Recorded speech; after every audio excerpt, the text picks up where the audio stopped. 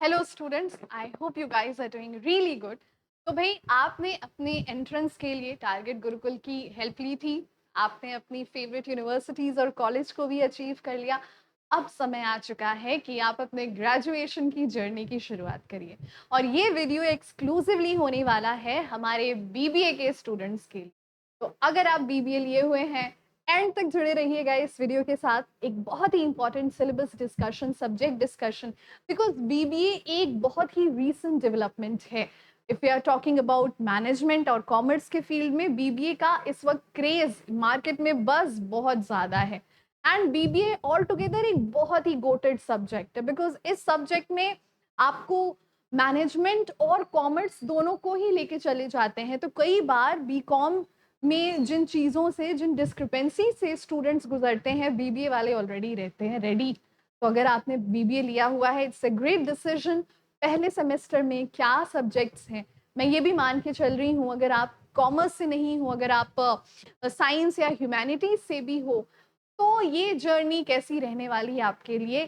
First semester का एक छोटा सा ट्रेलर लेके मैं आई हूँ। So hello everyone, this is your educator Sakshi, और आज मैं आपको बीबीए के मेन 8 सब्जेक्ट्स जो जनरली हर यूनिवर्सिटी और हर कॉलेज में देखने को मिलते हैं, उनके सब्जेक्ट को डिस्कस करूंगी। एक आइडिया देने वाली हूँ आपको कि क्या सिलेबस रहने वाला है। जुड़े रहिएगा एंड तक, और आपको ये भी पता चलने वाला है कि कौन से बैच के जरिए आप अपने बीबीए के नंबर को, अपने सीजीपीए को इतना एनहांस कर सकते हो कि when you are done with graduation ऐसे आप कॉर्पोरेट में जा सकते हो। So yes without MBA. तो yes, with that being said, let's get started. सबसे पहली चीज, एनईपी 2020 आ चुका है। मतलब ये जो हम कोर्स देख रहे हैं, ये एनईपी 2020 के अनुसार है। बेसिकली एनईपी 2020 में न्यू एजुकेशन पॉलिसी आई हुई है, और ये जो न्यू एजुकेशन पॉलिसी आप देखते हो, इस न्यू एजुकेशन पॉलिसी ने पहले मैक्सिमम जो एग्जाम्स होते थे वो सब्जेक्टिव होते थे, मतलब लिखने वाला होता था। अभी एनईपी पॉलिसी के तहत कभी कभी एग्जाम्स ऑब्जेक्टिव होते हैं, कभी कभी सब्जेक्टिव होते हैं। सेमेस्टर वाइज भी डिफर करता है कि 1-3-5, मतलब 1-3-5वां सेमेस्टर हमने ऑब्जेक्टिव कर दिया तो 2-4-6 हम सब्जेक्टिव कर देते हैं। यहाँ ये भी चीजें होती हैं। और याद रखिए, बीबीए अगर आपने लिया है, आपने प्रैक्टिकल सब्जेक्ट लिया है। आपने 6 सेमेस्टर में, या अगर आप कोई ऑनर्स कर रहा है तो 8 सेमेस्टर में कंपनीज के साथ आपने काम करने का एक अग्रीमेंट होता है, जहां पे एमओयू साइन होता है आपके कॉलेज, आपकी यूनिवर्सिटी और कॉर्पोरेट के बीच। तो भाई सबसे पहला जो सब्जेक्ट होता है हमारे बीबीए में, क्या होता है, आइए देखें।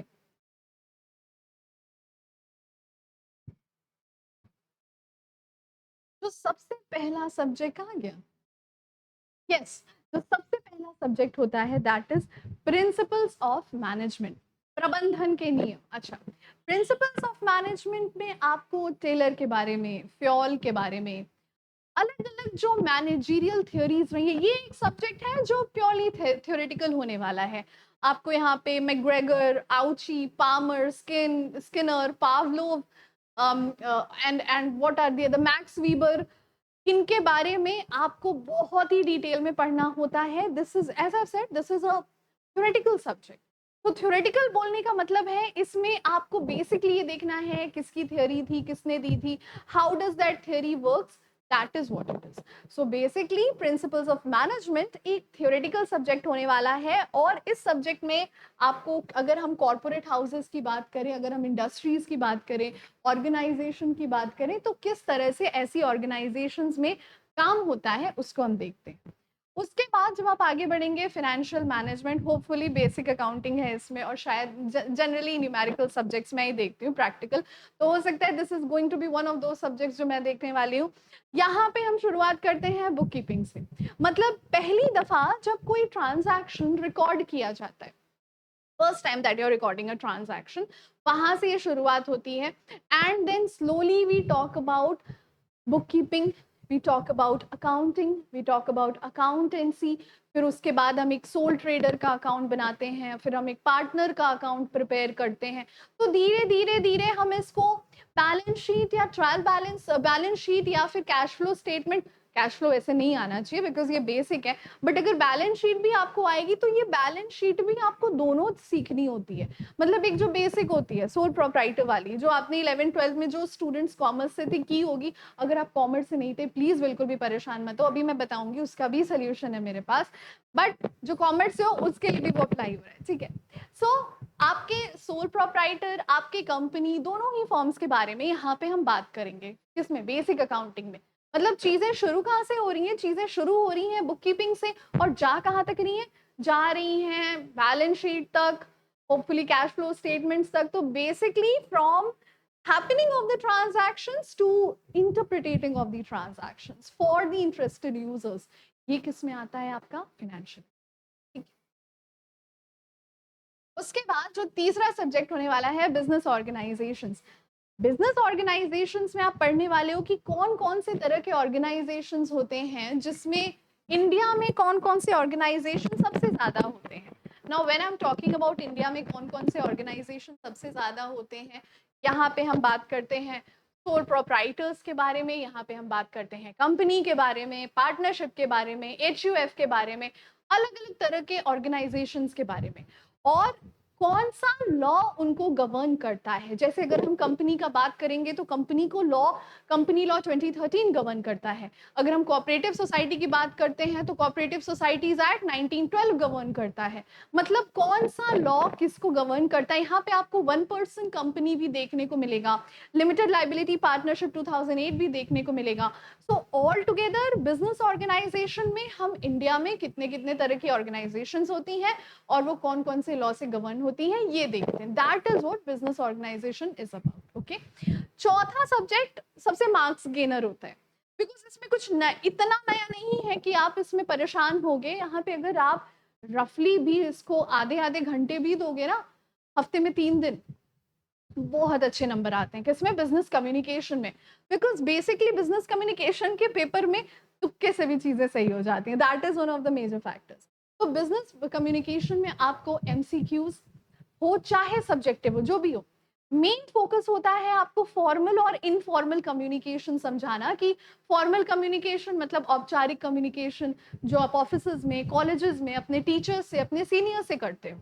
इनफॉर्मल कम्युनिकेशन जो आप नॉर्मली करते हो, फिर ये यहाँ से शुरुआत होती है इसकी अच्छा, इसमें पैरा लैंग्वेज भी आता है कि आपकी आवाज की टोन, आपका जेस्चर, और नॉन वर्बल कम्युनिकेशन भी आता है। प्रॉक्सिमिक्स होते हैं, हैप्टिक्स होते हैं, स्पेस थ्योरी होती है, ये सारी चीजें इसमें हम देखते हैं। And slowly we proceed by the end of the syllabus, we proceed to the dunning letter, sales letter. मतलब जो डॉक्यूमेंटेशन होता है, जो कोरेस्पॉन्डेंस होता है किसी भी फॉर्मल ऑर्गेनाइजेशन में, how you have to communicate the hierarchy of positions, उनका जिक्र हम करते हैं। So that is what we talk about in business communication. It's a very great subject because it has helped students throughout to gain marks. ऐसे अगर एक आध subject आपको हर सेमेस्टर में मिले तो आपको अपने CGPA को मेंटेन करने में ना बहुत हेल्प मिलती है, राइट। चलो 4 तो डिस्कस हो गए, 4 और बाकी है अभी मेरे पास। पांचवा जो सब्जेक्ट है आपका, okay, this is something we really, अच्छा आई थिंक मेरे को दो सब्जेक्ट्स एक एक टीचर देखते हैं। मुझे लगता है मुझे ये कि ये बिजनेस इकोनॉमिक्स मिलने वाला है और एक बेसिक अकाउंटिंग मिलने वाला है, दोनों ही प्रैक्टिकल हैं। अगर अभी तक आपको ग्राफ से डर लगता था, if graph was something for you, it felt like a airy castle, it is not smoke and mirrors at all, it's very easy, कोई रॉकेट साइंस नहीं है। When we are talking about business economics, हमको चीजों की theory को, phenomena को in depth समझना पड़ता है। और इन कंसेप्ट्स को I'm not being very exaggerative, but yes, in concepts को मैं आपको ऐसे समझा सकती हूँ कि आपको कोई और नहीं समझा सकता है। It will make it too much crystal clear for you that you guys can easily dive into the depth of this subject and you can solve any type of graph. यहाँ पे शुरुआत होती है फेमस इकोनॉमिस्ट ऑफ इंडिया से, जहाँ से हम कौटिल्य के बारे में पढ़ते हैं, DR गाडगिल जी के बारे में पढ़ते हैं, राम मनोहर लोहिया जी के बारे में पढ़ते हैं, भीमराव अंबेडकर जी के बारे में पढ़ते हैं। So we study about them, then slowly we proceed to the law of demand, law of supply, consumer surplus क्या होता है, कंज्यूमर इक्विलिब्रियम क्या होता है, एंड माइक्रो इकोनॉमिक्स ही होने वाला है इसमें. You know there are two heads of economics when I am talking about. एक होता है माइक्रो, एक होता है मैक्रो. इधर माइक्रो ही फोकस होने वाला है. सो that is a big relief for you, because जब मैक्रो होती है ना चीजें, it actually becomes complicated. It's very sacrosanct कि आप पहले माइक्रो को समझो तब आप मैक्रो पे चलो. उसके लेवल्स ऐसे एलिविएट होते हैं ना कि ऐसे समझता नहीं है फिर दिमाग में कुछ. तो पहले माइक्रो को आपको समझना होता है, एंड हमारा फोकस इधर माइक्रो ही रहेगा. Then we will move on further to the macro economics. But इसमें नहीं आएगा इफ अनटिल एंड अनलेस आप एमबीए के लिए जाते हो and you are doing finance. By the way मेरा एमबीए भी चल रहा है. सो अगर आप सोच रहे हो कि ये जो फैकल्टी हमें पढ़ाने वाली आर दे क्वालिफाइड इनफ और not, so yes I am my self, I am in MBA, और एमबीए मेरा फाइनेंस से है. तो डेफिनेटली अगर आप फाइनेंस जैसे सब्जेक्ट से एमबीए करोगे तब उधर आपको मैक्रो इकोनॉमिक्स करने को मिलता है. Otherwise we are good to go with micro economics and it's easy. if it's not easy for you, I will make it easy for you because if I'm taking this subject. So yes, हम शुरुआत करते हैं basic economics से और हम बढ़ते जाते हैं फिर theory of profit, theory of wages, theory of labour. We are talking about all. Okay, then we come to business statistics, one of those subjects. I personally, मुझे इस सब्जेक्ट से बहुत डर लगता है. मैं नहीं पढ़ाने वाली हूँ, रिलैक्स. तो as I said in the very starting, हम आपके लिए एक्सपर्ट पैनल लाए हैं, तो भरोसा रखिए हम पर. आपने रखा भी है एंट्रेंस में और आपने फल भी देखा है. बिजनेस स्टैटिस्टिक्स की अगर हम बात करते हैं, so it is going to be the very common statistic subject. वही है एम्बियंस, कुछ नया प्रीमियम एम्बियंस लेके आपके लिए नहीं आया है statistics. It's the same old school statistics where we are talking about the mean, mode, median, measures of central dispersion, skewness, Karl Pearson, correlation, regression, index number and probability. This is the entire syllabus of statistics. Statistics में एक जो we can say it's a bonus कि आपके statistics का paper numerical plus theory होता है, and by God's grace पास होने भर का थ्योरी से कवर हो जाता है. सो that is one thing. Okay, right. The other one, computer applications. Now, yes, the seventh subject that we are talking about, computer applications. अभी इधर दिमाग घूम गया होगा कि क्या इधर हमें ट्रिपल सी, जावा, पाइथन, ये सारा कोडिंग सीखना है क्या? नहीं. We are only going to talk about those computer applications जिनकी हमको ज़रूरत पड़ती है when we are sitting on a system and we are managing a business.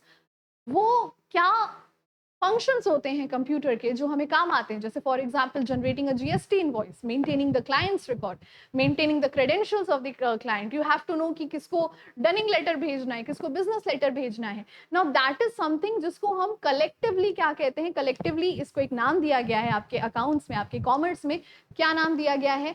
MIS, management information system. तो मैनेजमेंट इंफॉर्मेशन सिस्टम में हम उन सारी चीज़ों की कंप्यूटराइज्ड फॉर्म में बात करते हैं. Also we will talk about whoever teachers you this subject. जहाँ तक मुझे लग रहा है हम कोई कंप्यूटर की फैकल्टी ही लगाएंगे इधर. So when we are talking about, यहाँ पे हम AI का जिक्र कर सकते हैं. How is AI going to integrate and consolidate all the functions of a business, and हम कैसे मैनुअल लेबर को कम कर सकते हैं. Now I am not emphasising कि हम अनएम्प्लॉयमेंट जनरेट करेंगे, बट ऑल्सो हमको ये देखना है कि हमारा मैनेजमेंट भी लुट ना जाए, है ना. हमें उसके भी कॉस्ट कटिंग का ध्यान रखना है. And the last of all is going to be a business ethics and governance. ये किसके बारे में होने वाला है? So you all know, आपने अगर BBA लिया है, whether you do MBA or not, BBA के बाद you are eligible enough that you can apply to any corporate or multinational companies. अगर आप corporate और multinational companies में जाते हो, business governance, ethics, whatever you call it, we call it CSR, the corporate social responsibility. It is going to talk about taking a decision. आप अगर business में आते हो, एक जनरल लाइफ में ही इंसान इतने सारे डिलेमा फेस करता है. ही और she is always presented with two options and the two options appear to be equally viable. नहीं समझ में आता है कि कौन सा ऑप्शन सही है, कौन सा ले सकते हैं, कौन सा नहीं ले सकते हैं. ये बेसिकली आपके अंदर मॉरल वैल्यूज को इनकलकेट करने का काम करता है. If you are faced with decision, सही गलत में फैसला करना आसान है, गलत और बहुत गलत में फैसला करना बहुत मुश्किल होता है. And when you are working for a corporate industry, there comes a time जहाँ पे आपको ऐसे डिसीजंस को फेस करना पड़ता है. तुम्हें पता है कि तुम कुछ लोगों को नाराज कर बैठोगे, अब फैसला ये करना है कि किसको नाराज करना है.